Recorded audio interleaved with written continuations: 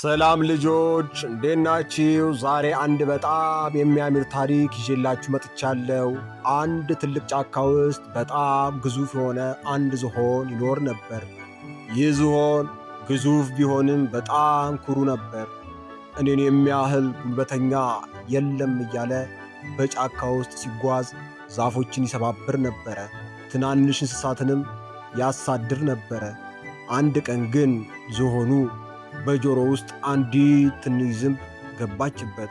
ዝንቧ በጆሮ ውስጥ ስትጮህና ስትንቀሳቀስ ዝሆኑ በሕመም ተሰቃየ።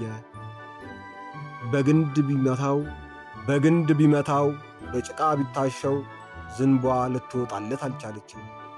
ዝሆኑ እባካችሁ እርዱኝ እያለ ይጮህ ነበረ። አንበሳው መጣና በጥፍሬ ላውጣልህ እንዴ ብሎ ጥያቄ አቀረበለት። ዝሆኑ አረ ጆሮዬን ትበጥሰዋለህ ብሎ ፈራና ከለከለው። ዝንጀሮ መጣና በጣቴ ልፈልቅቅልሃ ብሎ ጥያቄ አቀረበለት። ዝሆኑ አረ አትችልም፣ ተውተው ይቅር በማለት ምላሽ ሰጠ። ያን ጊዜ አንዲት ጩጬ ወፍ በዝግታ በረችና ዝሆኑ አጠገብ አረፈች። እኔ ላውጣልህ ብላ ጠየቀችው። ዝሆኑም አንቺ ታናሽ ወፍ እንዴት ትችያለሽ ብሎ አሾፈባት።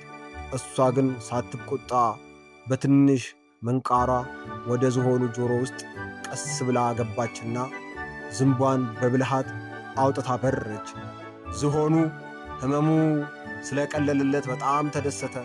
ይቅርታ አድርግልኝ ወፎይ፣ ከመጠን በላይ ትልቅ መሆን ብቻውን ዋጋ እንደሌለው ዛሬ ተማርኩ ብሎ ነገራት። ከዚያ ቀን ጀምሮ ዝሆኑና ወፏ ምርጥ ጓደኛሞች ሆኑ። ልጆች ማንንም ሰው በቁመት ወይም በትንሽነት መናቅ የለብንም። ምክንያቱም ሁሉም ሰው የራሱ የሆነ ችሎታ፣ ብቃት ስላለው ነው።